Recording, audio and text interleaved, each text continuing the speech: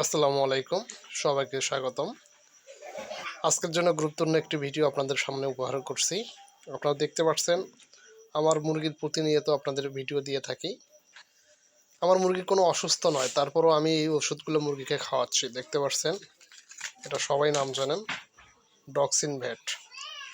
এই ডক্সিন ভেট, তারপরে আরেকটা আছে আপনাদের দেখাচ্ছি একটা একটা করে, ইরাম্যাক্স ভেট, তারপরে লাইসো প্লাস পাউডার, তারপরে সাথে আছে প্যারাভেট, মানে ক্রিমির ডোজ।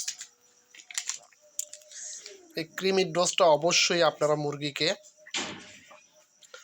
৪৫ দিন পর পর খাওয়াবেন। ৪৫ দিন পর পর খাওয়ালে ক্রিমির ডোজটা দিলে মুরগির যেমন ক্রিমি হবে না, তেমনই আপনার মুরগির ডিমের একটা পার্সেন্টেজটাও খুব ভালো আসবে এবং নিয়মিত ডিম দেবে। এই প্যারাভেটটার খুবই কার্যকরী কাজ করে পাউডার হিসাবে। আমার মুরগির সংখ্যা কম, আপনারা দেখেছেন ভিডিওতে, অনলি ১০০ মুরগি, যার কারণে আমি এর আগে দিয়েছি ডোজটা, কিন্তু এবার আমার দিতে একটু দেরি হয়ে গেল। এটার পরিমাণটা হচ্ছে কি, মানে ৪ ভাগের ৩ ভাগ পানির সঙ্গে মিশিয়ে সকালবেলা খালি পেটে দিবেন, আর বাকি ১ ভাগ ফালায় দিবেন, দরকার নেই। তাহলে ইনশাল্লাহ মুরগির প্যারাভেট ক্রিমির জন্য একদম কার্যকরী ভূমিকা পালন করবে।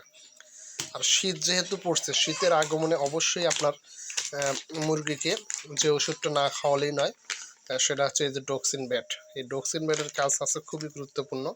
যারা নতুন পুরাতন তারা সবাই এই বিষয়টা অবশ্যই জানেন। এটা অত্যন্ত কার্যকরী একটা শীতের আগমনে মুরগির জন্য। এই ডোজটা কমপ্লিট হয়ে যাবে ইনশাল্লাহ। এটা কার্যকরী। এটাও আপনার হচ্ছে পরিমাণ, মনে করেন যে ১ লিটার পানিতে ১ গ্রাম করে দিলেই হবে, ২ বেলা খাওয়ালেই হবে ইনশাল্লাহ। তাহলে আপনার মুরগি সম্পূর্ণ সুস্থ থাকবে এই শীতের পুরো সিজন জুড়ে। একটা কোর্স হিসেবে আপনাদের দিলাম। এটা গেল। সাথে আর একটা আছে ইরামেক্স। মানে যদি কোনো মুরগি দেখলেন যে সুস্থ সবল আছে বলে মনে হচ্ছে, কিন্তু রোগ বালাই ধরতে পারতেছে না, নির্ণয় করতে পারতেছেন না, সঠিকভাবে খাচ্ছে না, সেক্ষেত্রে এই পাউডারটা আপনি খাওয়াবেন। নাম হচ্ছে অ্যারামেক্স বেড। এই অ্যারামেক্স বেডটাও পানির সাথে, অর্থাৎ ১ লিটার পানির সাথে ১ মিলিগ্রাম ৩ থেকে ৫ দিন খাওয়াতে হবে। এটার কাজও খুব গুরুত্বপূর্ণ, এটা আপনারা অবশ্যই খাওয়াবেন।